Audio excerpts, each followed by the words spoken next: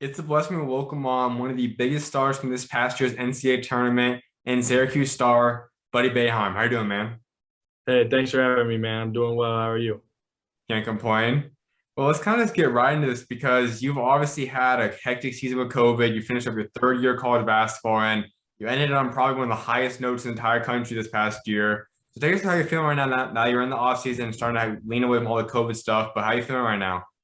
Man, I'm feeling good. Just feels like a normal summer. Last summer, guys weren't up here till end of July, and we couldn't really work out together. We couldn't play pickup together. We've already played, just about every day since last week. Everyone got here on Monday and working out every day. So that's just been a blessing and just getting back to normal, thinking about it day by day, just being thankful and putting in perspective from where we had a year ago, and just using that momentum that we had going off last season and building it into this next season. Guys are excited, the team's excited, and when you get to end it on a Sweet 16 run, it's exciting for everyone, for the new guys, for guys coming back, and it's going to be my senior year, so I want to take advantage of it and try to do even more next year.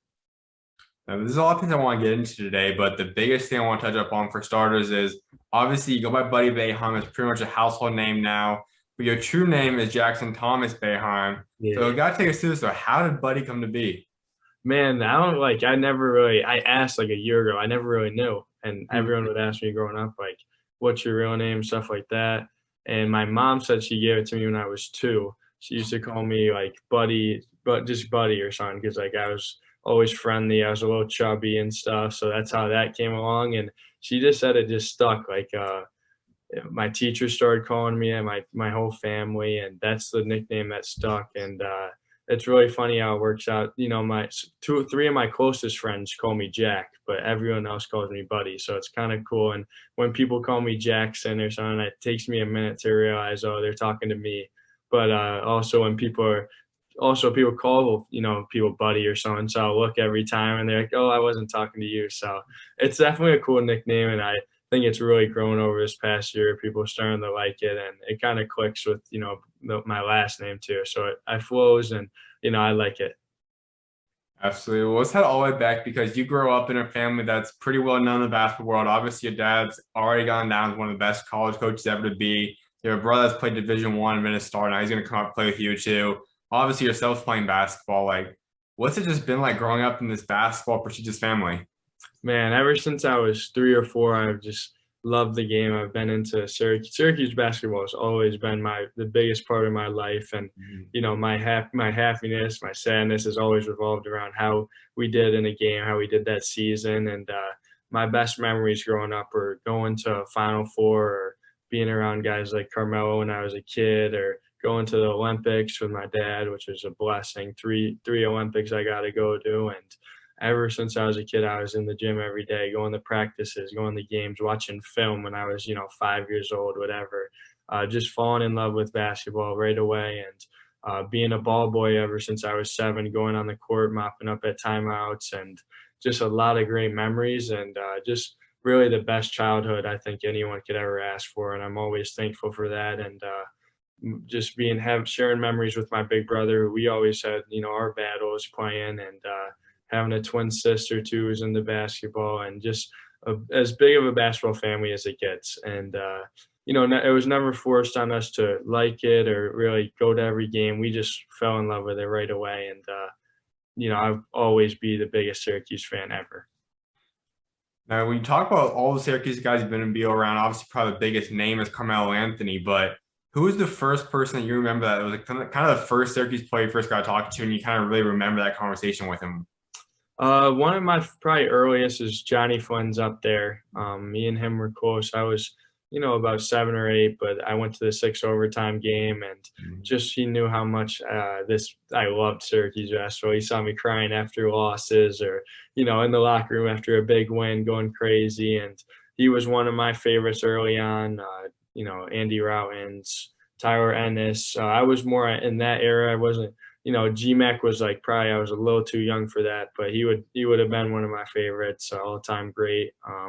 But I'd say that that era, Deion Waiters, Tyler Ennis, Michael Carter Williams. There's just an endless list that goes on. So those are some names that just always stick out to me. And, Eric Devendorf is someone I'm really close with now. So it's really cool to see, how they're watching me now and cheering me on. And those are guys that were my heroes as a kid. So it's a blessing, and it, really comes full circle for me. When you guys were going on your crazy run, like you said, we saw a lot of former Syracuse guys come out for supporting you. As once again, probably most notably was Carmelo, constantly talking about you guys too. But is there one guy specifically that's maybe even invested in you a lot, like it's kind of become a role model to a degree throughout your career?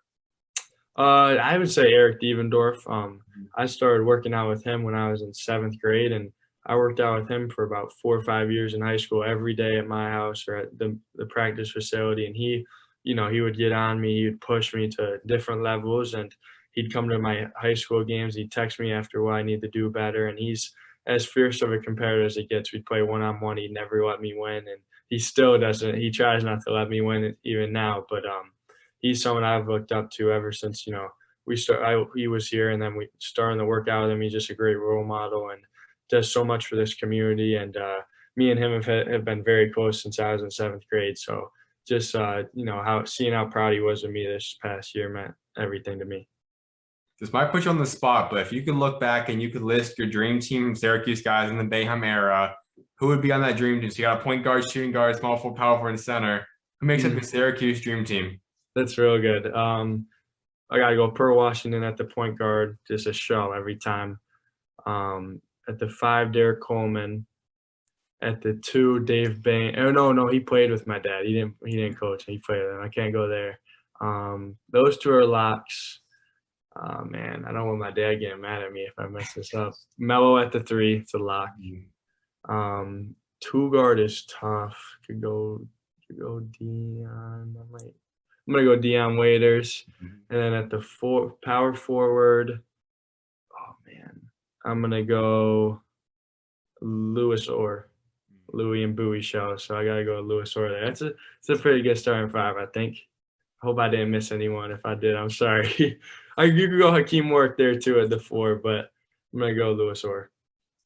Now, we do know also the 6-man has become a huge thing in today's game. So if you could pick one guy that be an elite, electrifying 6-man for that team, who's it going to be? That's a good one too. Good 6-man. I'm gonna go with. Give me G-Mac. That's my guy. Give me G-Mac. Light it up off the bench. Now, I'm not sure if you've really processed it yet too, but you're going to start getting up in that group too. Obviously, this is senior year. You've already crossed the 1,000 point mark. You're already going to start moving up the scoring, threes. Like, there's a lot of stats you're going to start putting your name in this upcoming season. So do you think you have a chance to get put on that list or anywhere near that top group? Man, I mean, if I do, that's incredible. I mean, I came in here and I just wanted to, if I touched the court, that would be amazing for me. I came in, in the 300s in the recruiting list, and obviously not a ton of schools reached out. Some did just because they probably knew I was coming here, but I was a late bloomer, getting on the scene. But just to be, even in that mention to score 1,000 points is incredible, and I'm just thankful to be here in the first place. But now going forward, I want to, try to have a great senior season, and not just myself, obviously, as a team winning games, and just do whatever I can to help us win. And to even be up there is a blessing. And seeing, where I'm at and some of these statistics, I don't try to look much, but it's really cool. And, I'll talk with some of the former guys every now and then, and, let them know if I passed on. I think I passed Devo this year, and we joked about it, but I wouldn't be here without those guys either. So it's just it's a great feeling, and something that won't hit me for a while, and I won't even realize how special it was till who knows.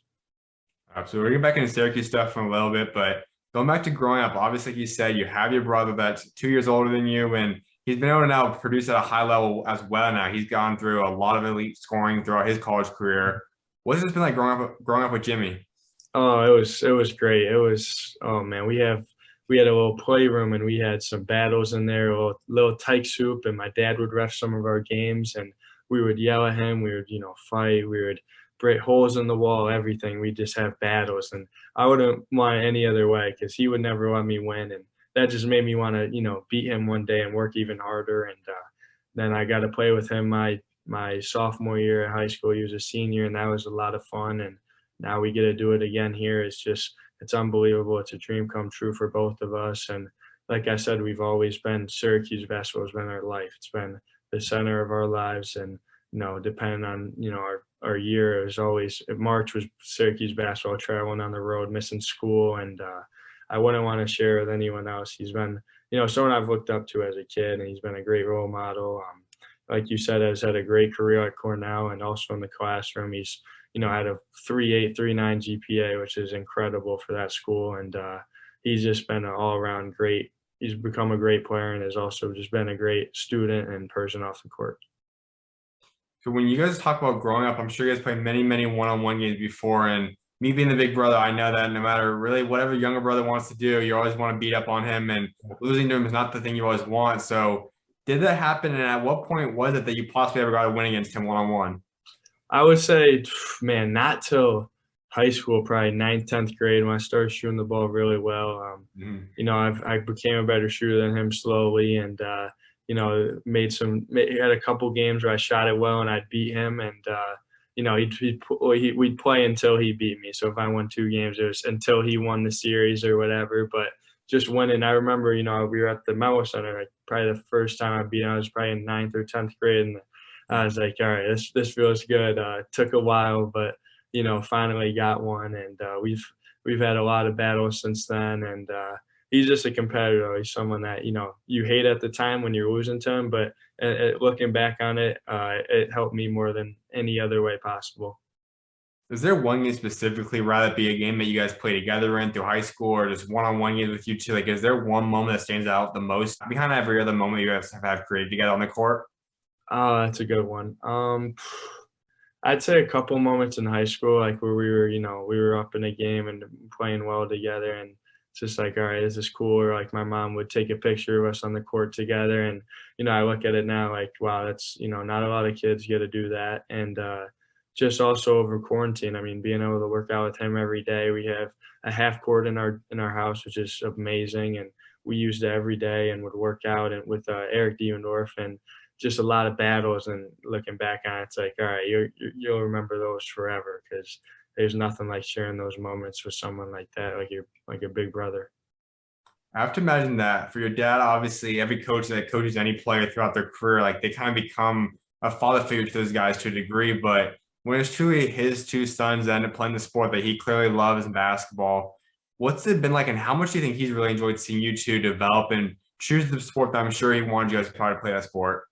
It's awesome, man. Just a couple moments, at the tournament. I remember one moment, just I went to his room after we were in the Sweet 16. I went to his room to borrow like a razor. I didn't forgot mine, and he just looked at me and said, I'm proud of you. And I was, that means everything to me when someone you've looked up to your whole life is proud of what you're doing. And as much as I want to help myself and be good for me, I want to be even better for him and help him out as much as possible. And that meant a lot to me, just moments like that where he's proud of you. And I know he's proud of Jimmy now coming here. He doesn't like to show his emotions a lot, but I'm sure that when it's all said and done, he's going to be proud of both of us in this season, playing together no matter what happens. And it's just a blessing, because I've looked up to him since I was 3 or 4, and just trying to be half the man he is today. So it's a cool feeling, and I wouldn't want it to be anyone else as your coach. I'm also going to go into this because I know any player that has your status now, especially, like you're going to receive hate throughout it. But anyone that kind of has a figure that their dad's someone famous in any aspect of life, let alone basketball, like we see with a lot of former media players, even current guys, their sons always get a lot of attention early on. Same thing coaches' sons. So how have you dealt with that? Like obviously people look at your last name, they've known Boeheim for your entire life. How have you dealt with that pressure in a sense that's kind of come with it? Yeah, it's definitely a lot of pressure, especially Hall of Fame coach. You're at Syracuse, one of the biggest and best fan bases in all of college basketball, if not the best. And early on, I definitely say, oh, like it got to me a little.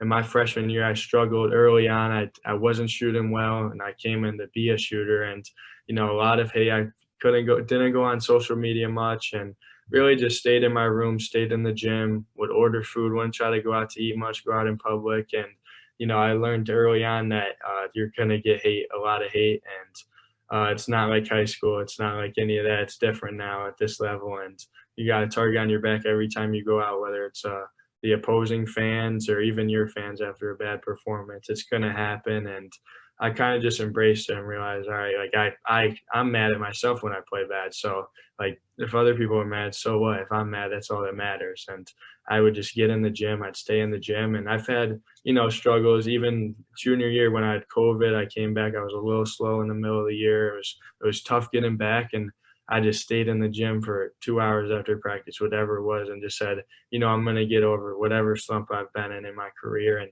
that's been the case.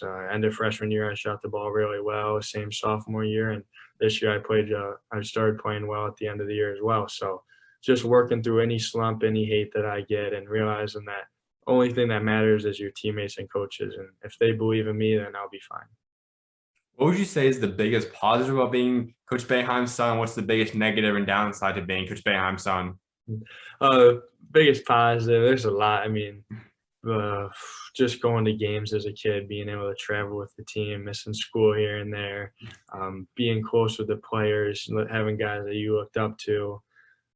So many things like that revolve around basketball, traveling to the Olympics, to Rio, to London and China, being around LeBron and Kobe, Carmelo, Chris Paul, just so many priceless memories in basketball.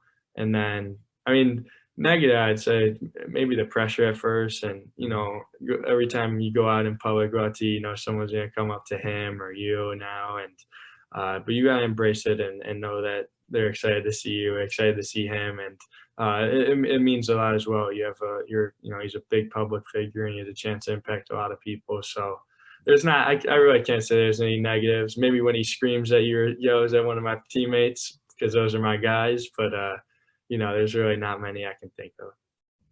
You mentioned another aspect that I don't think too many fans completely always relate to, and that's the social status of not just your dad, but now you've hit that level. After last year's tournament run, anyone that really follows college basketball knows who you are now. So how have you started to embrace that? Like, how has it been going out to eat, just walking in public, and it's no longer the same it used to be when you're by yourself. Now people are going to know who you are. They're going to ask for pictures, come talk to you. Like, how have you embraced that, and have you even got used to that yet? Just trying to enjoy it. I mean, it's gonna happen. It's cool. It shows that hard work can get you anywhere. I mean, I was once those kids or those people that wanted a picture with a player, and someone I looked up to. So I try to just like leave an impact on whoever it is. If the kid wants a picture, each other, be friendly with them as much as possible because I know it mean a lot to them. And just trying to influence kids to try to chase their dreams and play basketball, whatever they want to do in life. Because I'm living out my dream right now, and anyone else can if they put their mind to it and work hard. So you got to enjoy it and embrace it because I was once that kid too, and it's a cool feeling. And as well as that, you got to stay level-headed though. You got to stay in the gym. You got to keep working. You can't get complacent. So it's a lot of things you got to put together, but most importantly, have fun with it and try to make someone's day every time. Is there one fan interaction that stands out the most to you, like one that really like you never forget about? It was just much more special than any other interaction you've had with a fan before? A great one was actually this past weekend. So I went to my friend was working a basketball camp at like my whole old high school on these outdoor courts, and I got to go. And there were about 50 kids there, probably ages 8 to 10. They were young, but they knew who I was, and like all the parents were excited, and that made my day. I signed a couple kids' foreheads, like a couple arms, and just about everything, and they were so excited. And that's where I went to high school. I was their age at that camp too, growing up, and it just it made it special for me that I'm making my past school proud, the teachers, the students, the parents, and just means a lot to me because this is where I grew up, and this place means everything to me. So that was one of those moments that left me thankful and just made me want to keep going. You mentioned some of the great basketball players you've been able to talk to and meet, but off the court, other social figures you've been able to meet, guys like Floyd Mayweather, Jay-Z, like who has been some of the most famous and the most people that you kind of looked up to that you finally got to meet in person? Like who's been like probably your favorite people to meet in person besides basketball players? First one that comes to mind is Tom Brady. He came to our game against North Carolina with Cole Anthony. He went crazy on us. So I don't want to talk about that part, but I had a pretty good game too. And he came up to me after and was like, he told me he liked my game, liked how I shot the ball. And it's been him and Kobe were my two favorite athletes growing up, and to have someone like that, say that about your game is crazy and something that I'll always remember, be thankful for. And Floyd Mayweather was also, he was a cool dude. We saw him in Rio at the Olympics, and he talked to me, my dad, and my brother for about 10, 15 minutes at dinner, and he was really nice. Really smart man, knows what he's doing, obviously, making, a couple hundred mil off that last fight. So he knows what he's doing, and that was a great moment. Couple great moments of the Yankees games, me and Mariano Rivera growing up, Andy Pettitte, just a lot of legends, Joe Torre. So those were really great. Also got close to Tim the Tapman over, he's a big Syracuse fan. He come to a couple games. He's close to my good friend Adam Weitzman, a family friend. So getting to meet him, and just it's really cool that you get to meet some of these guys, and they watch your games, and makes you really thankful for everything. And it's really cool. You also had a picture with Jay-Z at the AAU games, and that's something he's a New York legend, obviously, one of really honestly music legend. But what happened there? Like, how was he just coming there to watch you guys? Were you just there to watch the basketball? Like, how'd you get to meet Jay-Z there? Yeah, so on City Rocks, I was playing with Nas Carter, and he told us ever since 16s that his uncle was Jay-Z, and he sounded like him, like he'd rap a little. And we were like, all right, he sounds like him a little, but none of us would believe it because it's Jay-Z. Then all of a sudden we're playing in LA at, night game or something, and all of a sudden we look and Jay-Z is sitting in the stands like a normal person.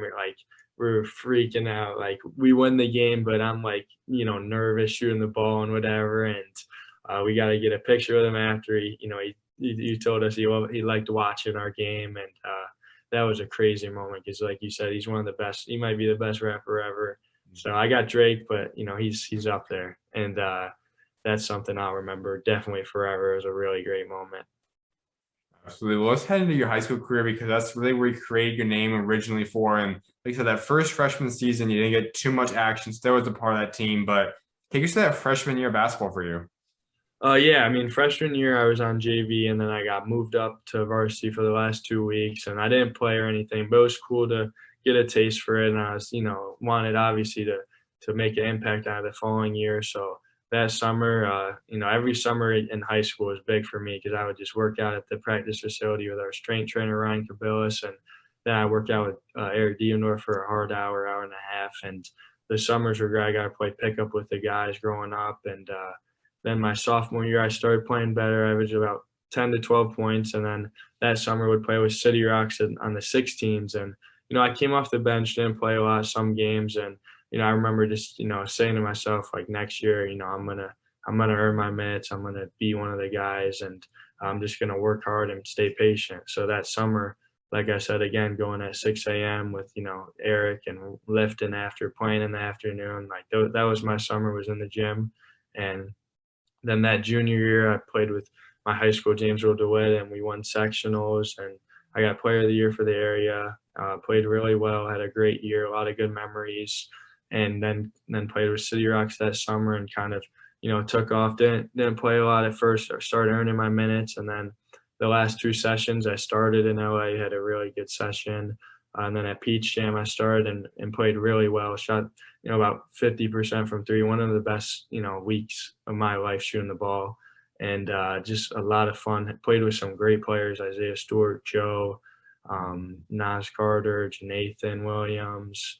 Just a lot of countless great players. Jalen Pickett. So we had a great run. Went to the Elite Eight in that, and that's kind of when people started, reaching out. I remember Roy Williams telling my dad after a game, you got to take him. And a lot of coaches, coming up to me and him after one of our games saying, he's a good, he can shoot it. He's going to help you a lot. And didn't really register with me yet because I was just, coming off a year where I didn't play much. And then next thing you know, I'm kind of, up there with some of the better players and realized I could play somewhere. And then one day at pickup, one of the assistants told me, Coach Autry said that, I have a scholarship if I want it. And I was like, all right, it kind of just went over my head because we were playing pickup and I was all into that. And then, my dad was like, yeah, we want you if you want to come here. And it was just like that. I was like, all right, I'm coming here. That was always the plan, always the goal if I was good enough. And just, that it was a process. I was never the best player by any means, but just working hard every summer was how I got to it and how I got better, and just slowly getting better and staying patient. But had a lot of people in my corner that helped me get to this point. So just thankful for everyone that's helped me here, and it's definitely been something I'm thankful for, and it was a great process, and it's still a process. So always enjoying that. If you head all the way back, your eighth grade, you're heading into freshman season like that summer. If someone came and told you that you're eventually going to become just a Division I player, like you're going to be playing at that next level, and not even necessarily Syracuse, but could you have ever imagined that? No, no, no, no, not a chance, man. I mean, growing up in seventh, eighth grade, I was a skinny kid that shot the ball pretty well, but didn't start on my AU team and didn't even play much some games, and was good for my high school, but that wasn't much. And didn't like wearing Boeheim on the back of my jersey because everyone think, oh, he's going to be a great player, and I wasn't. So that was tough for me growing up, and I would just be thankful to play, any level. Division III, that's a lot of great players at that level too. I would have been thankful to be there. So I mean, that's even if you told me that sophomore year, going into junior year, I wouldn't have believed it for a second. So just always staying the course though, and staying patient, and that's something I'm thankful for that I always will do, is always work hard, and might not be the best, most athletic, but I'm gonna work hard every day. That's what I love about your game, because you have this more modern day. Obviously, shooting translates to whatever level, and eventually we'll talk about NBA stuff potentially down the road too. But like you've become one of the best shooters in the entire country now, and like you said, like you don't have too many God gifted intangibles like some guys might have. Like you're not a freak height wise, you're not the most athletic, quickest guy, but you haven't perfected that shot pretty much, or just near perfected that in terms of on a game. How have you learned to still become this dominant, this elite, even though you don't have all the elite intangibles and God gifted abilities that some people have? Right, just spending extra work. I mean, extra work in the weight room. Really, really a focus on that ever since I got here, was making sure I'm in the best shape possible, that I can go longer than everyone else, whether it's running on the treadmill after practice or doing cardio, lifting after. I mean, just always making sure I lift every day, getting on the court an hour before practice, so I'm in the best shape possible, so I can get my shots up at the end of the game when I'm tired, and run guys off screens, and just learning little things where I can, use my footwork, use my size. Is, the one thing I do have an advantage is that I'm a 6'6" shooting guard, which is good. Some teams I'm matching up with 6'2" guys that are quicker than me, faster than me, but if I use my body and get to my spots, I can shoot over them. So that's something I really took advantage of these last 2 years, and you know, trying to get, if I have a bigger guy, trying to, get faster, get quicker here and there, and be in good shape where I can run and, come off a screen and, get to my pull-up game. So just really just staying in the gym, figuring out what I can do to my strengths and what I can build off, get into the line more next year, trying to get to the rim more, being a better athlete, working on speed and quickness, but just staying in the gym, staying in the weight room, getting a lot stronger. I've put on, 25 pounds probably since I got here as a freshman. So getting stronger, getting quicker, and trying to, become a better athlete, but also just, perfecting my shooting, perfecting, my pull-up game, and getting to my spots. Now you have become that elite shooter, and I don't think too many people really correlate how hard that can be. Because I think just getting the right motion, getting consistency is one thing, and there's a good selection of guys that can do that. But it's almost like a kicker in terms of football. Like you have to be locked in mentally, and there's a lot of guys that sometimes if you have a couple bad games, even miss a few shots in the game, your whole mindset shifts, and it's hard to get out of that rut if that happens. So Right. how have you done that? Because obviously you've had games in your career where you don't shoot the way you want. You've had games where maybe you go 1 for 6, 1 for 5, whatever it might look like. How do you bounce back from that? How do you keep your confidence high as a shooter to keep going out there game after game and keep producing, even if you have a bad outing? Right. I think, yeah, like I said before, early on, it helped freshman year because I started off 4 for 30 shooting the basketball, which is, mind-boggling how bad that is looking back on it. But I realized, after each game, you got to reset, and after each shot, you got to reset, and think about, all right, what can I do on the defensive end? Let me try to make a play here or there, make a play for my teammate. And I think that's just helped me so much because I've had bad games shooting the ball and struggling, and that can easily carry into a 4-game streak where you're just, confidence isn't there. You're struggling to shoot the ball. You're not looking for your shot. So I think, at one point during this season, halfway, I was like, I'm going to take my shots. And if I miss them, it's all right. I know I'm working hard. I know I'm getting good looks. And that if you're getting good looks as a shooter, you got to take them. And if you're missing them, think about what you're doing wrong and just get back in the gym and work on your form and just make sure you're shooting it well in practice first off and get in a rhythm there and just build on that. So just taking it day by day and focusing on every drill possible in practice, getting those mechanics right. So when the game comes, it's easier. And that's what it was. My teammates made it easy for me. They, working with them, working with a guy like Marek Dolezaj, who I've played with for 3 years, and he's a smart player. So having a guy like that, having a guy like Joe make plays for me was big as well. But also realizing you're going to miss shots, but there's 40 minutes in the game. You're going to get looks at the end of the game. A lot of games I had struggled in the first half. In the second half, I started shooting the ball even better. So that's just a sign where it's going to happen. You're going to have ups and downs, but just play off it. And if you get hot early, be aggressive, because that's when the hoop gets big, and that's when to be more aggressive in games. One team might push you on the spot, but who, in your opinion, as a shooter, like what it takes to be that elite shooter now, who would you say is the best shooter in NBA history? Man, I mean, I got to go with Steph, obviously, but my favorite is Klay Thompson. I've looked up to him since I was a kid. Getting to interact with him at the Olympics, he's a great guy. Obviously, tremendous player, tremendous shooter. Does more, a great defender as well, and just how easy he makes it look. Taking 7 dribbles, scoring 60 points or whatever is that's something that as a shooter you're like, all right, I don't need to go off the dribble and have all of that. I can do that and come off screens. Obviously not to that extent and that level, but that's someone I've looked up to since I was a kid, my favorite player. And he's, he does it as well as anyone. So I think he's right up there as well. Well, let's head back into your high school career, because you then make a move that I'm really high on. I tell a lot of guys too, like obviously guys can make a stand at a local high school for all 4 years, but when guys decide to take that move to a preps team or play a national schedule like that, benefits guys for college. It gets you more prepared because day in, day out, you're practicing against the top guys in the country, competing in different games against top guys. Like, it's much more of a college feel. So take us to that move. You choose Brewster Academy, and most people in the basketball world have heard of that name before. So why did you choose Brewster Academy? Yeah, I remember too. It was city. Actually, we were practicing one weekend, and Coach Smith was at our practices. I had no clue who he was, and he was talking to my dad during it. I shot really well that weekend too, and I guess he just told him that he was, he'd want me up there if I was interested. And we were in the car, and it was like he almost made the decision for me. He's like, "You have to go there." Like, I didn't know much about it at the time, but I knew CJ Fair went there, Ron Patterson, Chris McCullough. It's 3 Cuse guys right there. And then, Donovan Mitchell, all the pros that they have is ridiculous. And he said, it's the best prep school in the country. You have to go there, like no brainer. And I was good with it because I was coming off a good year and a good end note at my high school. And I knew that it was going to only get easier for me. The competition wasn't going to be as good. A lot of guys were going to prep schools anyways after that season. So it was a no-brainer.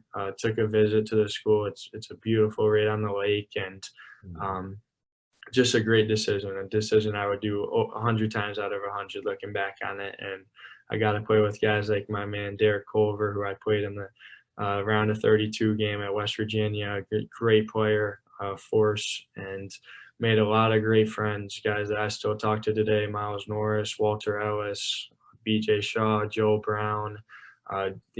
8 or 9 high-level players that I got to play with every day in practice. And we had our battles, a lot of great memories. It really helped me get ready for the speed. I feel like I adjusted quicker. I feel like if I stayed at high school, I wouldn't have been able to play all my freshman year. And it took me a couple months to get used to it, but it definitely helped me. And I was ready to go and ACC play against some of the best players in the country at that time. The ACC was loaded that year. So that really helped me. I give Brewster a lot of credit for getting me ready physically, mentally, and playing against, guys that I play against still in the ACC and in college.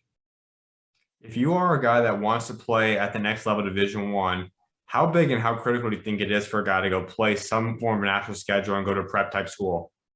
It's huge. I think it's a must for a lot of guys. I mean, if you like where you're at, you feel like you're getting better, you have the resources, which – I was playing at Syracuse, but with the guys and working out there, but I felt like it still wasn't enough for me. I wasn't, during the high school season, I wouldn't have gotten better much. I would have been busy with that schedule, and it wouldn't have helped me that much. But, if you're a guy that's getting looked at by, Brewster and NEPSAC school, or even, LaLu or IMG's a great place. Benny Williams was there. He's looking really good, athletic, and can tell that they helped him a lot.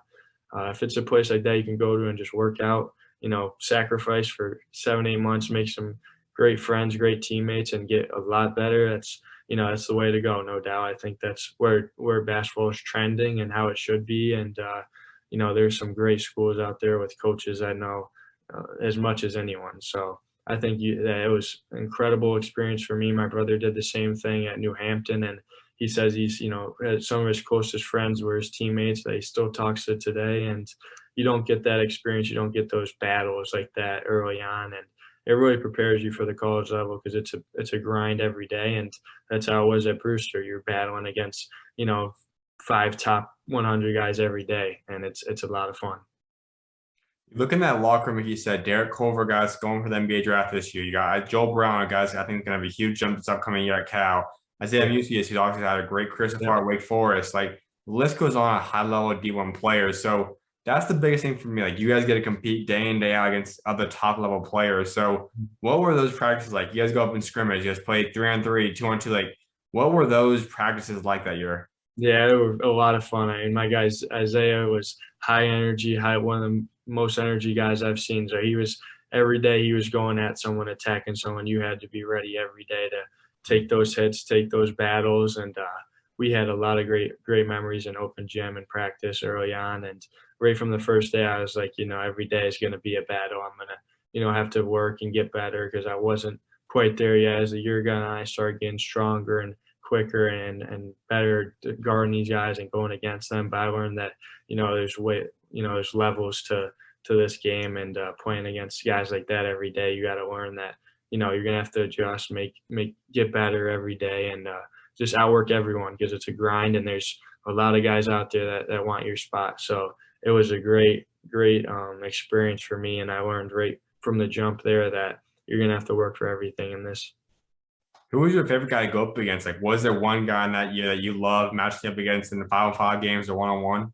Man, that's a good one. I'd say probably me and Walter Ellis were very similar. We're both very good shooters. Walter was a great shooter. Also, a better athlete than me at the time. He could go off the dribble. Was bouncy, and me and him were close too. We shot every day together on the gun. So me and him got very close. He's a very good player. He's going to Grand Canyon next year. I think he'll have a big year, and we still talk today, and we're close and always watching each other play. So we matched up with each other a lot, matched up with Zay every now and then. So it's fun playing against him every year at Wake.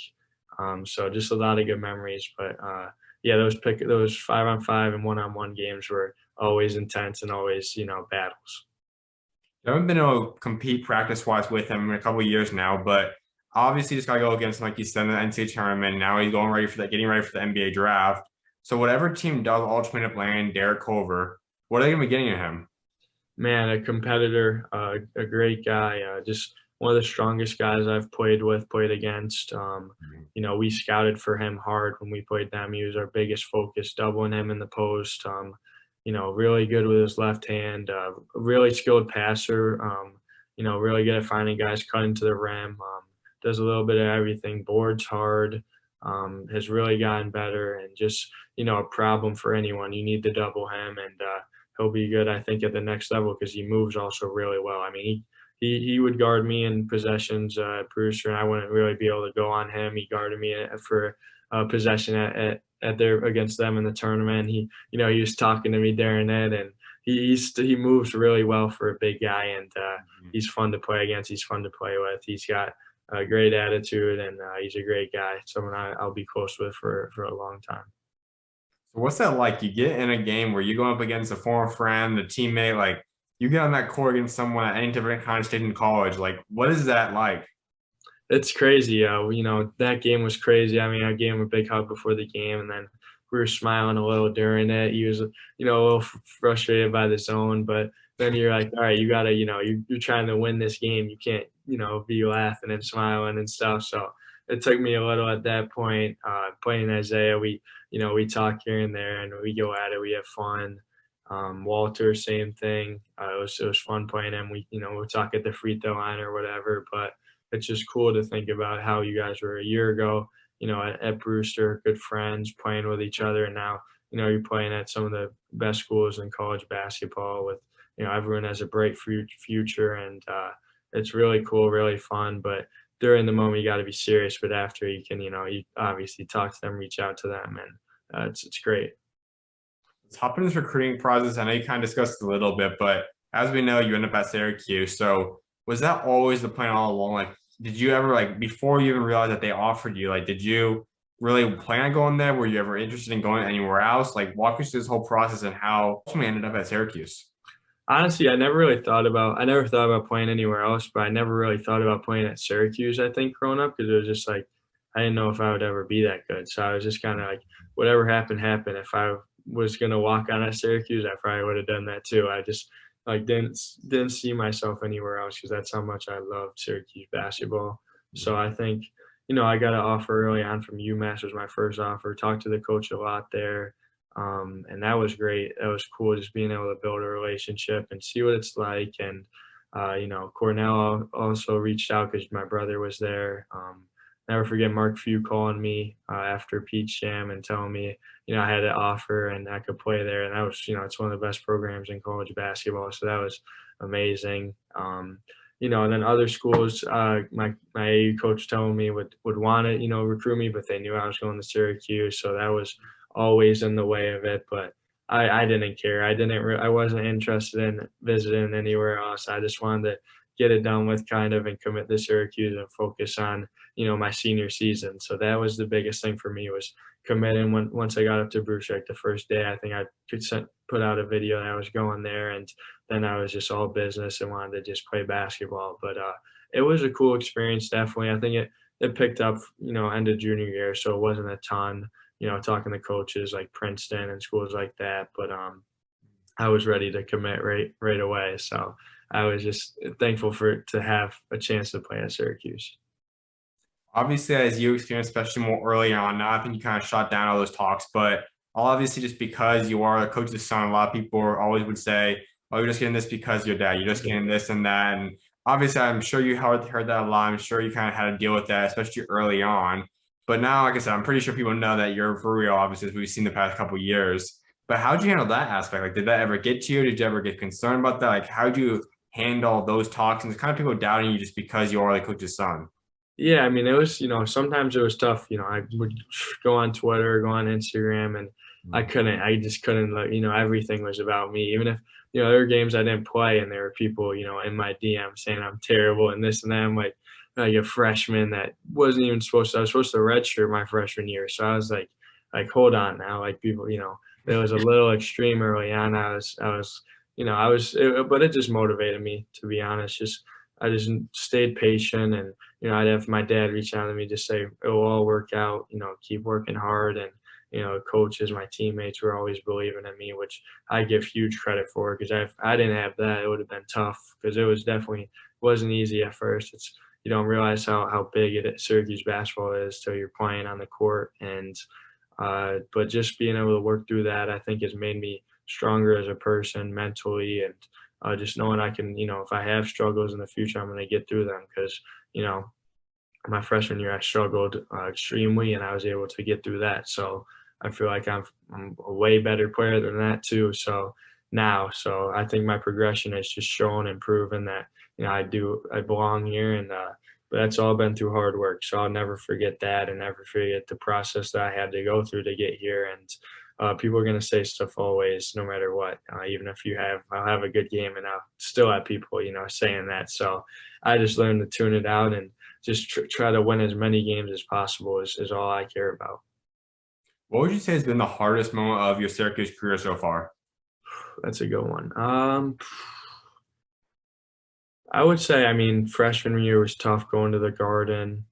We lost both games. Oregon killed us the second game, and I came in. I had four bad shots I think I took, and I was just frustrated. I just, didn't know if I could play at this speed, the level of pace, and how, athletic these guys are. I was, second guessing myself a little here and there. So that stretch was tough, and I didn't, didn't play in 3 games after that, and kind of just hanging my head, wanted to get out there, but not sure if I was ready. So just that was tough early on.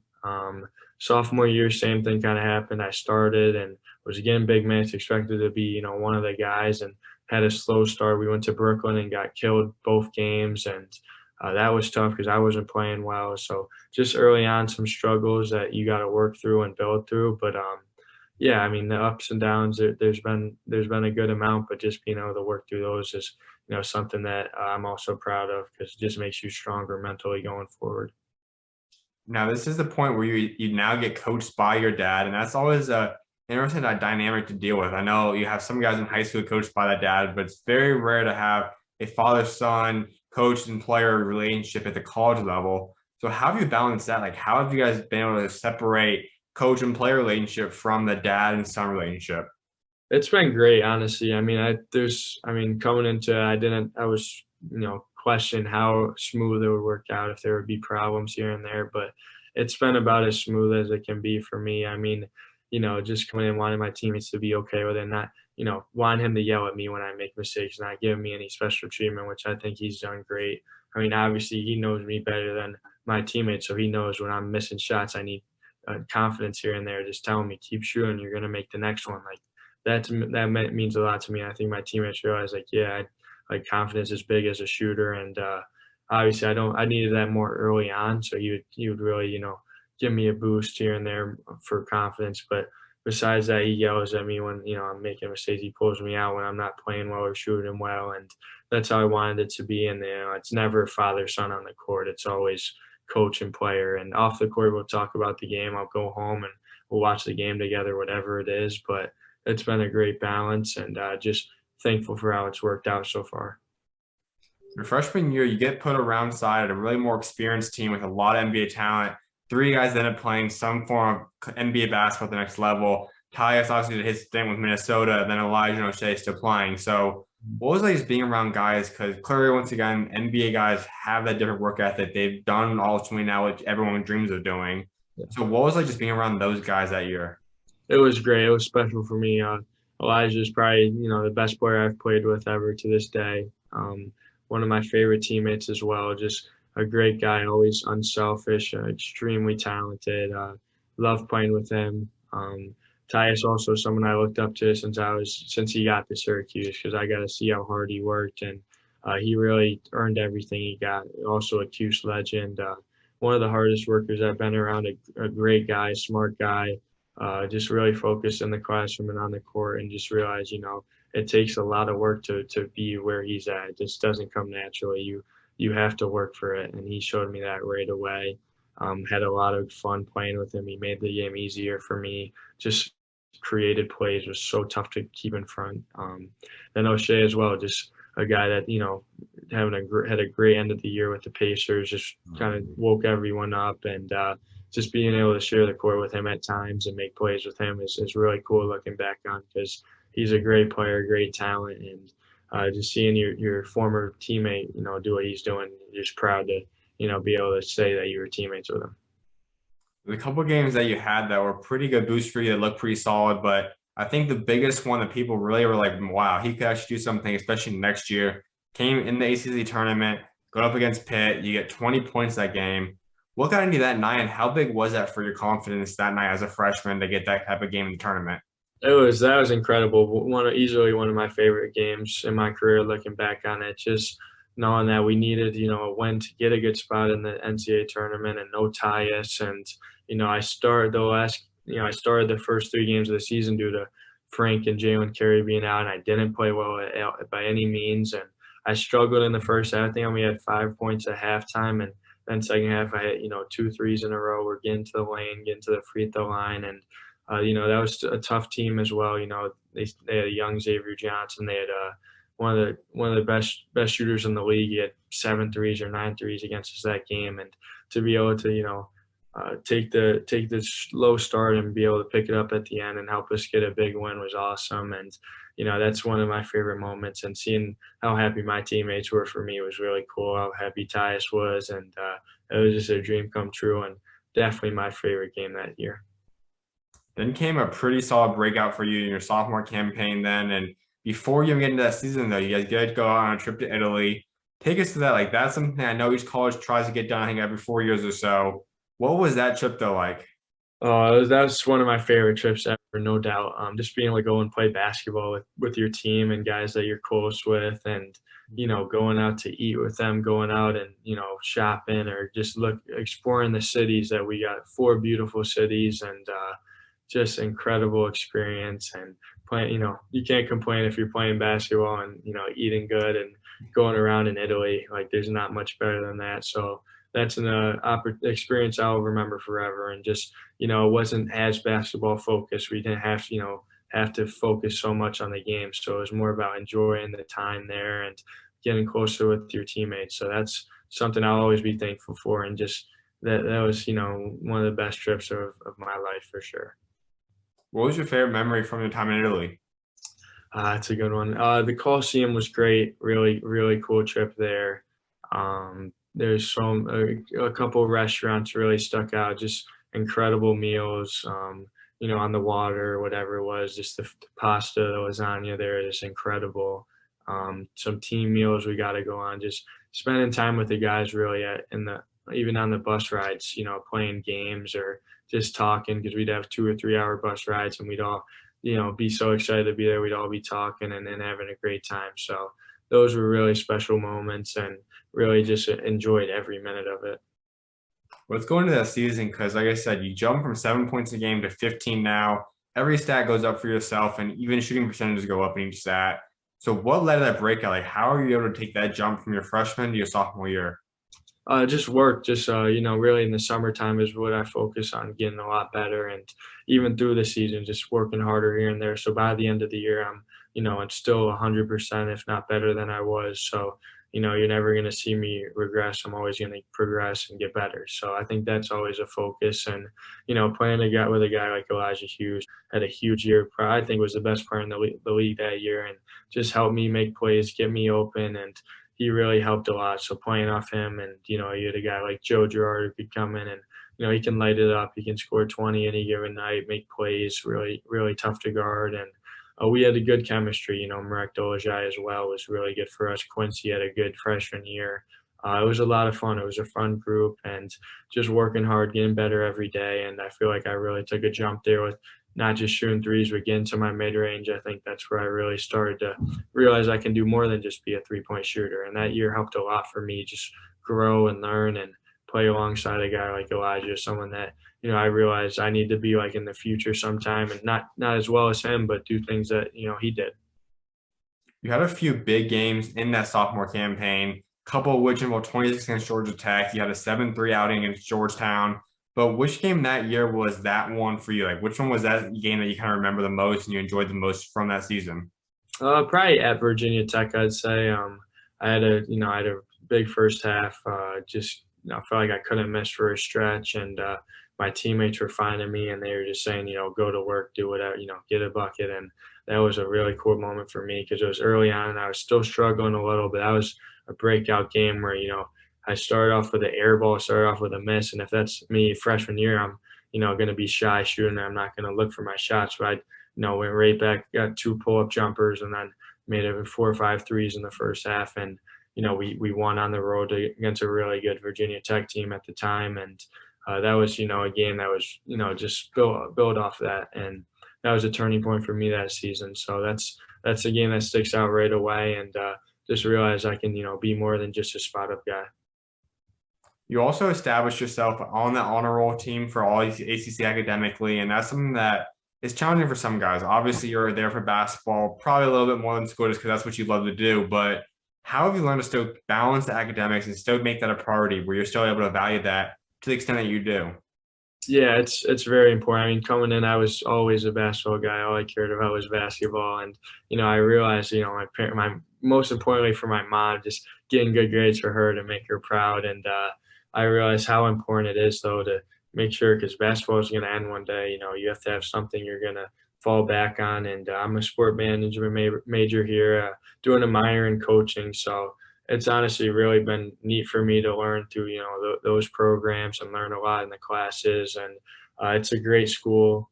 So it's something I realize I need to take pride in. And it's tough. You're traveling, every week during the ACC and on the road. We're in the bubble for 2 weeks in the NCAA tournament. You can't really go to class a lot. You're in the Zoom classes, but you got practice and you have a schedule you got to work around. So it's a lot. You want to focus just on basketball, but you got to be able to do both. And that, I think that will help me going forward only with, whatever it is. So just being able to multitask, focus on other things. And, I'm not close to what my brother is in the classroom. He's got it there. But I'm trying to get better and something I take pride in. So just trying to help myself as much as possible because, after basketball, I'm going to have something to do going forward. That's something I did want to touch up on a little bit with you. And I do believe, I think eventually, if it's after this year, if you utilize your eligibility, that you have a shot at the NBA with your shooting ability. And if not, I think you can make a very successful career just playing this game somewhere. But when that day does come and you decide to skip the game of basketball, what do you really want to pursue? You mentioned obviously you got to kind of go to school for coaching. Is that something, could we see you becoming a coach someday? Do you want to be in the front office of the NBA team? Like, is there something aside from basketball? Like, where do you want to see yourself down the line after basketball? Yeah, I mean, I've thought about this a lot more lately, I'd say. Growing up, I just didn't care. I want to play basketball. That's all I thought about. And I think now I've thought about it more. And I mean, right now, the first thing on my mind is basketball, something in basketball, whether it's even training kids, local kids, whatever it is, helping out, coaching high school, coaching college, whatever, just, getting into basketball. I'd love to coach somewhere and, just seeing kids get better on and off the court means a lot to me. So I think that's something that would draw me right away. And having my experience just playing here, and who knows what going forward, I think I'll have that there and have good knowledge, good insight, and learning from my dad every day has been a blessing. So I think something in basketball, just using what I've learned and helping kids out on and off the court, because there's more to it than just basketball. So I think that's something I'm very focused on. And if I think of something else, then maybe I'll look at something else to do on the side, try something out, experience what else is in life than basketball, because that's always been the center of attention for me. So that is something we could see. I know we just saw most recently Kruger switch off how long Kruger decided to retire, and Coach Kruger's now taking over there at UNLV. But could we possibly see that with you down the line? Could you actually become a college coach? I think so. Just all, being around these guys every day for, ever since I was 5, I've learned so much. I see, what the day-to-day operations are just outside of coaching with recruiting and, film or scout, just all of that stuff. I feel like I know now, like, as well as just about anyone. And, being able to host guys and try to help get guys here as well has been a great experience for me, and something that I would really enjoy as a coach, just getting to know the players and trying to get them to, whatever university it is. But I definitely would be interested in coaching at college. I don't know where it would be. Obviously, Syracuse would be a dream come true because I love it here, but I would like anywhere to coach college basketball would be a blessing. Samir was on here a little bit ago. He shared your recruiting pitch and how you guys ultimately ended up linking back up at Syracuse. But how have you done that? Like you just said, I know there's a few different guys we talked about before too that you have helped kind of recruit to Syracuse. So how do you do that? Like, what's your recruiting pitch to guys, and how do you ultimately help land players at Syracuse? Just telling them how it is for me. I mean, the biggest thing, first thing right away, is that it's a family. Everyone's close. We have cookouts at my house. I have, the guys over and swim in the summer. I mean, it's a big advantage, for me, because I live with the coach, and we can go over whenever and get close with them. And we have the coaches over all the time. We go to the assistant coaches and hang out there, and it's really a family thing right away. You're gonna get treated like anyone else, whether you're a walk-on or you're one of the better players. Everyone gets treated the same. Everyone's really close. That's the first thing right away. And then, it's a player school. You see all these guys that have come through here. They get to operate. They get to do, if they can score, they can score. Then they're going to get opportunities to score. If they can shoot, you're going to get shots. If you can go to the rim and attack, make plays, you're going to be able to do that as much freedom as you want, as long as you're doing it, efficiently and effectively. So you get to make plays here. You're going to get a chance to show what you can do. And, you're going to come here, work hard, play with, great players in front of the best arena in college basketball, 35,000. There's nothing like it. It's nothing like the Dome. So I think when recruits come here and see a game, they're like, okay, this is the place to be, and play with a Hall of Fame coach, and there's a lot right there in that little span, but it's the best place I think to play, and most importantly, you grow. I mean, I came in here, like I said, a spot up guy. I didn't know what I'd be, and now I had coming off a great year, and if never thought I'd be this type of player I am today. So I owe the coaches all of that credit, and the training staff there. Let's head into this breakout season that you became a NCAA college basketball superstar this year. And obviously the biggest headline in the entire season was COVID. Everything has had to deal with pandemic-wise and regulations and rules. But how did you deal with the entire COVID pandemic season? Oh man, just staying patient. Yeah, I'll never forget. Realizing I had to sit out for 2 weeks through the contact tracing, missing 3 games, and I was at home feeling perfectly fine, watching, screaming at the TV or something, like stressing out about our games, just knowing I could be out there right now. And that was, the weirdest thing for me because I've never missed a game at Syracuse, and that was tough. But just trying to stay focused and try to make the most of it. The fact that we got to have a season. I had my brother living with me who didn't even get to play 1 game. So I just said, I'm going to appreciate this. And, no matter how many games we play, I'll be thankful for it, because at the end of the day, all I want to do is play basketball. So the fact that we got to have this successful of a season I'm so thankful for it, because we could have easily everyone could have threw in the towel and said, you know what, this isn't the year for it to happen. But just having games, playing games, feeling somewhat normal was awesome. Even with no fans, we made the most of it. We knew that our fans were watching on TV every game. So it was just great to have this season. Coming in with low expectations, I think was, good for me, because you don't want to be too disappointed because you can't expect too much. I mean, we went to Louisville and figured out the game was canceled right in the hotel. So we had to fly back, no game, and just, experiences you'll never see again, hopefully going forward. But now going forward, you can just be thankful for every, fan that's in the arena. There also was a huge moment during the course of the year. You hit that 1,000-point mark, and it comes against another historic blue blood school in North Carolina, against Roy Williams. Like you said, obviously you got to know him a little bit, the recruiting process and your dad. So what was that night like? You get that elite status in Syracuse basketball, 1,000 career points. What was that night like? Oh, it was crazy, man. I mean, that time we were just focused on getting in the tournament. We were on the bow at that point. That was a huge win as well. So I was just so happy that we won the game at first. It was a great team effort. They were a great team. We struggled with them a lot because they got big guys, they got size, they rebound the ball very well. So that was just a great win in the first place. And then, just looking back on it, just, having a big game like that against Carolina is one of the most historic programs of all time. It's something you dream about as a kid, and you can't really put it into words how cool it is to be out there doing that. And, I just wish that there was a full crowd, if anything, for that. But that was awesome and something I'll remember forever, even without fans. Just one of those moments that is just amazing.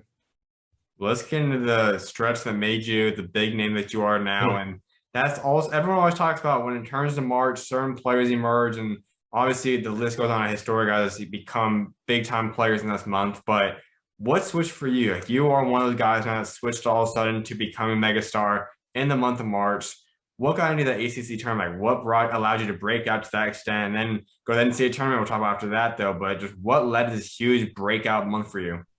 I think just the Carolina game helped a lot, because that's what started it. We played Clemson then for senior night and beat them, who beat us by 30 at their place. So then we were like, I think we realized as a team that, we can go in this tournament and make damage. And, we were playing the hottest team in the league at the time, I think, NC State, coming off 5 straight wins, one at Virginia, and they had size. We beat them twice, but it's hard to beat a team 3 times. So we knew it was going to take a team effort. And, just coming out, I just felt great and was excited to play in the postseason. Last year, the year before, we beat Carolina, and after that it was canceled. So being able to play in the ACC tournament, knowing that we'd probably be able to play every game, and NC State was just one of the best games of the season, I think. right up there as a top game for us. Came out up 5 at halftime. They were playing well, shot the ball well. Obviously, we knew it was going to be a battle, and then second half we just broke the game open. Everyone was making plays. Joe, Marek, Alan Griffin, Quincy. It was a team effort, and definitely the most complete win for us as a team. Everyone chipped in, and just coming out and shooting well in that game, playing really well as a team, I think helped everyone's confidence. And then we had Virginia the next day, who we wanted to beat bad because they beat us, like I said, really good at their place. Same with a team like Clemson, Carolina. We all went back to beat them the second time around, and then we get into that game. We're in it the whole game, and I'm making tough shots. I just feel really good. My teammates are setting me up great. Getting to my pull up, like I said, Reese Beekman's a great defender, but I got about 5 inches on him. So getting to my pull up, getting inside, starting with it, post moves, whatever it is, was big for me. And then the three was falling, so just inside out game was working, and that was a tough loss. He had a big shot at the end of the game, and give them the credit for that. But we realized after that you take the best team in the league to the last possession. That we're pretty good, and if they give us a chance in the tournament, we're going to be dangerous.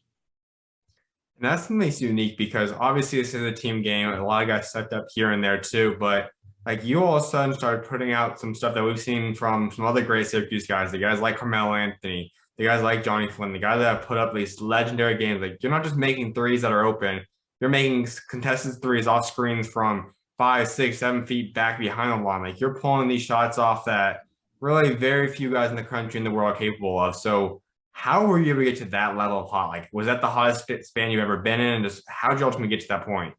Yeah, I'd definitely say, that six game span I was just, started with Carolina, just getting better as a shooter. Mentally, I felt like I was, strongest I've been as a shooter. Just, if I missed a shot, it was nothing for me then. I was just going to, next look I was going to get, it was going up. So I think that my teammates giving me looks, and I think the biggest thing was mentally, and then just staying in the gym. Obviously, all we could do was work out. So I was getting better as the year went on, and I feel like at the end of the season, I'm always playing my best basketball, and that's how I want it to be because that's, when it matters. So I feel like my legs were the strongest they've been, and my shot was as pure, as crisp as it's been, just getting shots up every day. So I think that was huge for me, and just, adding in my pull-up game, I was getting to my spots even better because I felt like I was a stronger, better athlete at the end of the season, getting easier looks for myself. So that was big.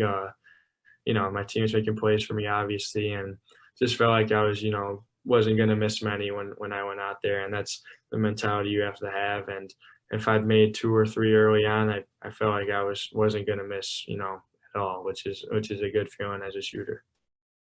You guys head to that bubble then. You guys have another great run. Obviously, ultimately comes with an end against Houston, but that team is a very special defensive team. I know a lot of people weren't always aware of that. People saw them ranked high, but people were like, they're mid-major, whatnot. They have one of the better defenses I think we've seen in a while, but just going up in that run again, getting in that bubble atmosphere, stepping foot on a college court, tournament time. What was that like? It was great. I think we embraced the underdog role. Even going to the ACC, we were underdogs. So going into that, we knew no one was gonna, we weren't the favorites by any means. San Diego State was, a great team, has had a great run for the last, 5, 6 years. Always a top 25 team, great players, really good program, and we just felt confident though. We had this thing, mojo about us because we knew the zone would give them problems. It's never easy when it's a non-league team seeing the zone. The league scouts for us 2-3 times a year, but these teams, they haven't seen it in 5 years. So a lot of these guys, it's their first time, and that zone is different no matter who's in it.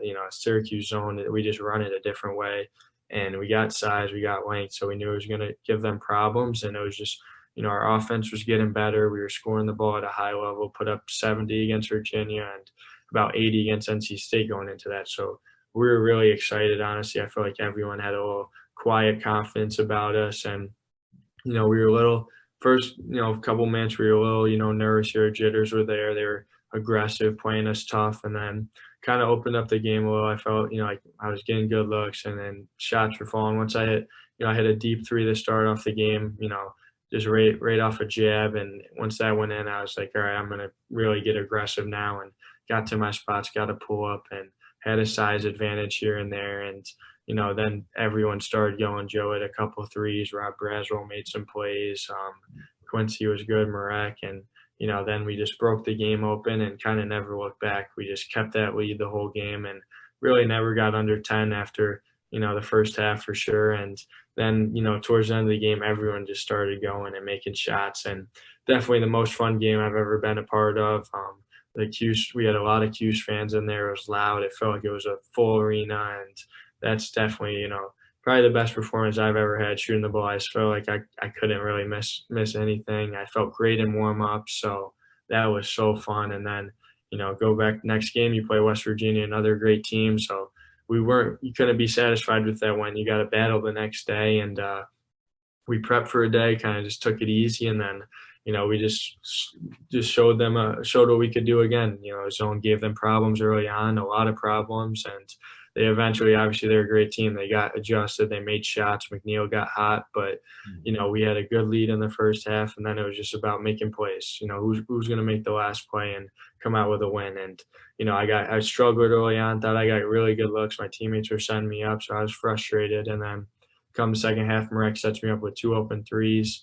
Start off with that and then, build off that, get to my spots and make some tough shots. But that was another just amazing game, a lot of fun playing against, Miles McBride and a great team in West Virginia. So that was an incredible win. And, going to the Sweet 16 is pretty cool, especially when you're not even expected to make the tournament.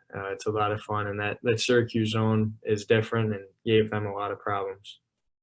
Absolutely. Well, a few more things before we start wrapping this up, one of which is you've now got experience playing for your dad, as we talked about, and there's something that separates certain coaches. A lot of great coaches in NCAA history. Then there's that elite group, that Coach K, Roy Williams, Jim Boeheim, then you got that elite all-time great status of coaches, and that's because they win when it comes time for postseason. Like you said, you guys weren't expected to be there, but you guys still make a Sweet 16 appearance. He's won championships. He's done all these different things that you need for a team to become a great coach. So how does he do that though? He gets you guys ready to peak right at the right time. He does it year in, year out. How does that look like? What do you guys do and what does he do to help do that for the entire team?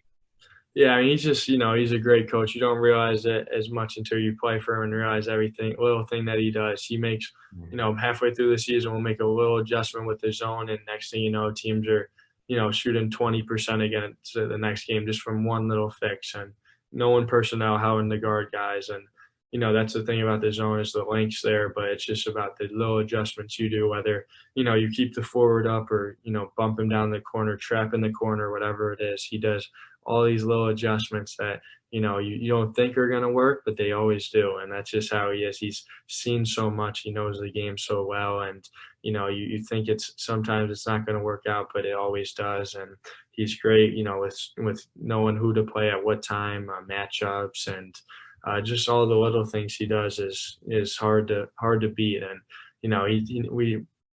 we didn't have any big time players last year, but he still got us to the Sweet 16 and he always, knows what to do with what he has. And I think he's the best at that, making the most of what he has on his team and, maximizing his players. He always pushes us to the limit and, knowing how to get under our skin, but also, get the most out of us. So I think it's been a lot of fun playing for him and just seeing, how he does certain things is he's a genius. And this all ultimately leads now to what will be your senior season, and a lot of changes happen. And once again, as it typically happens for you guys have lose a lot of different guys. A lot of media starts saying, well, you guys are probably not going to be the top. You already see the team that they think will be the top of the ACC. And obviously, on paper, you guys lose Quincy, Kadari, Merrick, Allen. You guys lose a lot of key pieces of last year's squad. But you guys reload with a lot of guys. And ultimately, we talked to before, it's almost like a little bit of family reunion. You get Jimmy out there. Samir you're close with. I know you have a relationship with Cole from the past. What's this team looking to come together? How special do you think this group can be now, the way that you see them all coming together? I'm really excited. I think this is, might be the best group I've played with. I've played with a lot of great groups. I think this group has a chance to be, one of the better groups just because, Cole Swider shoots as well as, I've seen. He's up there. He's 6'9" and, can get to his spots, get his shots. And I think he's going to have a big year. Benny Williams is a great athlete. I think he'll be great in the zone. just, scratching the surface. I think his potential is unmatched. I think he'll have a great career, and he's just, getting started. Jimmy's smart. He's experienced. This is a veteran team. We have guys that have, played a lot of college basketball games, and he's up there with, one of those guys that's played a lot. Joe coming back for his third year, I think he'll be only better with, fans coming back and getting his swagger back. You saw it in the tournament. He was really good, just, 6-7 assists a game. And, I think he'll be back to that next year. It'll be great. Symir's, high energy, high level guy. Didn't really get to show what he's capable, I feel like, at Marquette, but I feel like he's capable of a lot of great things, and he's going to be ready. He works hard. He's from Syracuse. This means a lot to him as much as it means to me. So it's going to be a lot of fun playing out there with him. And, our bigs coming back. Parama's getting back healthy. Jesse had a great end of the year. He's lengthy, he's strong, he's really good. So I think he'll have a big year, wake a lot of people up, and just a fun group coming back. And I think we've gotten very close already. It's a lot of good players, a lot of good guys, and these guys love to work, and that's what matters. I think at the end of the day, if you want to work, then we'll do what we want to do and get better. I feel like every day. I know you guys have already got to work out a little bit together so far. Out of the entire roster, obviously, we know you're going to probably be the go-to guy again. Like, you're the guy everyone knows what you're capable of. Who's the biggest breakout candidate on this team? Like, is there one guy specifically that you've either incoming freshman or transfer returning from the team? Like, who's that guy you've already seen is take a huge stride and truly looks like he could be a special factor this year? I think, Cole Swider's got to be one of those guys. He shoots the ball, like I said, as well as anyone as I've seen. I mean, we've had some battles here and there, but he surprises me with how well he moves, his size, he's stronger. He really can play. I think in this offense, he's a perfect fit. You got two shooters already in me and Joe, and you got another one in him. It's a nightmare for teams to guard three great shooters. So he's going to get his space. He's going to have space to work with, get to his spots. We're going to, obviously run plays for him as well. And I think he's going to thrive in this offense. And, it's going to be a lot of fun. He's already loving it. He knows that, this is a good fit for him. So we're really excited, and the coaching staff's really excited about what we have out there. But I think everyone will contribute. Everyone will step up and, show what they're capable of. The highest recruit is Benny Williams. I'm pretty high on him. I think he chose the perfect fit because of your dad and how he's been able to develop guys like him, a long, lengthy, point forward type of player. So early on so far, how's he looking? He's looking great. He's a great kid. He works hard. Really have enjoyed, watching him and playing with him. He's going to be good. He's feel like he's just scratching the surface. He can shoot the ball well, but I think he can get even better shooting the ball, and he's so hard to keep in front. He's a great athlete. He's gotten a lot stronger since the last time I saw him put on some weight, and, he wants to learn. He wants to get better, and I'm really excited for him. I had him on his visit and got really close to them there. So it's great having him here finally and seeing him work in the gym. Absolutely. A couple of things before I let you go, one of which is you and your future in this game of basketball. We saw some guys like John Juzang had a huge NCAA tournament. He also testing the waters. That's something I thought you also could have the opportunity of doing if you decided to. So what led your decision to want to stay committed to Syracuse, return for at least one more year? And how much have you weighed the option of possibly going pro, and have you even considered that yet? Yeah, I've definitely considered it after this year. I think that was, always, at the end of the year, obviously a thought for me. But just, knowing my brother was coming here, I didn't even want to think about it because, you can get stuck in that and, maybe you want to stay in there. And I just want to stay, centered to this. And, I've dreamed about playing here my whole life. I don't want to look back and regret, leaving a year early when I could have came back, had a great senior year and made some even more memories playing in front of my hometown, a place I grew up. This Syracuse basketball was always my life. I never really thought about playing in the NBA, to be honest. And I always just, Syracuse is a dream come true for me. So that was always in my mind, even if I, ended up averaging, 30 points a game. I wanted to come back here. I love it here that much. And this means so much to me. So when Jimmy was coming too, it was, set that I was coming back no matter what. And that was, we'll see what happens next year, see how the year goes. I'll definitely think about it more heavily after next year. But right now I'm just focused on playing with him next year and having a great senior season, not having anything else in my mind. Absolutely. Something else I was wrapping up is discussing a legacy. I know that all guys want to be remembered for something. So when that day does come, you hang up the shoes, you decide to step away from playing this game. What do you ultimately want to be remembered for what you achieved both on and off the court? Man, just, having a good career, being, trying to be one of the best shooters to play at Syracuse, I think, and most importantly, one of the hardest workers that come through here, always every day giving it everything I have, being a good example, just doing the most I can and trying to maximize my growth. And off the court, most importantly, I think just showing people that, if you put everything you got into something, you can chase your dreams, live out your dreams. And no matter what people say, I've had people tell me I couldn't do this since I was, since I was here, since I was in high school. You can do it. Just listen to the people that matter most, and make the most of it. Always try to leave your impact on the community, on kids, and just help the youth out in any way possible. So I think it's definitely bigger than basketball, and just realizing that there's more to it. And if you put something into anything it is, you can you'll get the results. Absolutely, man. Well, I know you're also a believer, so take us through your faith a little bit. Like, how have you seen God, and how has He helped get you to the point you're at today? Oh man, he's helped me in so many ways. I'm close with we have an FCA guy, Christian Athletes, kind of association that I'm close with. We have a guy, Will Payne, who I pray with before every game, and more towards the second half of the season, I started doing it because I realized other guys are doing it. I wanted to get into that somehow and show my faith and show that I pray before every game as it is, but praying with him really helped me, and that's kind of when I started playing better. So it truly, God's helped me so much. He's helped me get here, and just always knowing that there's more to it than basketball, and there's more to me than just basketball. I'm more than that. I'm a person, and that God will always love me no matter what I do on the court. So that's always helped me, and just my conversations with him, and my faith has only grown, and it's amazing to see what God can do for you. Did you grow up a believer, or did that come later on in life? And like, if not, like, when was the point you started saying, okay, I truly really want to get more involved in my faith? Like, when did that time come for you? Yeah, I'd say more when I was older. I mean, my mom was really big into us going to church, every Sunday and stuff. And, I'd go and I wouldn't be all into it. I'd be thinking about basketball or something. And that's all I cared about. And I wasn't, I believed and would pray and stuff, but it wasn't as meaningful. I feel like I didn't truly believe it until, this year I really started, seeing that. And, this summer I plan on getting baptized. So that would be really cool. And, just excited for that. So I think just, reading the Bible every night, doing stuff like that, and really, growing my belief has been big for me. Now, I know not all people might be too familiar with the baptizing process, and that's obviously a huge point for any believer. So take us through what led you to that decision. Like, why do you want to get baptized now, and how excited are you for that?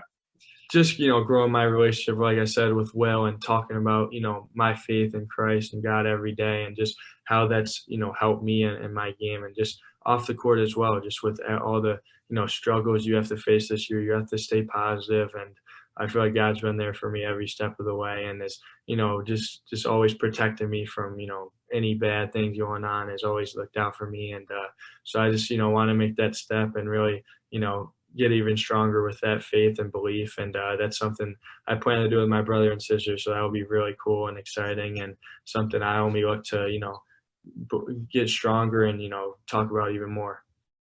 Amen, man. Congratulations on that part too. And my final thing though for you, give Syracuse fans your three biggest goals you have set for this upcoming season. All right. Gonna go with first ACC championship. Want to make a Final Four run, and just a lot of good memories, a lot of good moments. Having the fans back in the dome will be one of the biggest things too. So getting them back in there, and getting the dome back to hopefully 30,000 plus, and a lot of good memories this year. Playing with my brother, playing with some great teammates, and playing with my dad. So that'll be a lot of fun. I can't wait to get them back in there. Absolutely, man. Well, I definitely appreciate taking time to come on today, man. Best of luck this upcoming season. I'm excited to see what God's got next for you. Yeah, appreciate it, man. Thanks for having me. Of course, man. You're welcome on, man. God bless. Thank you. You too.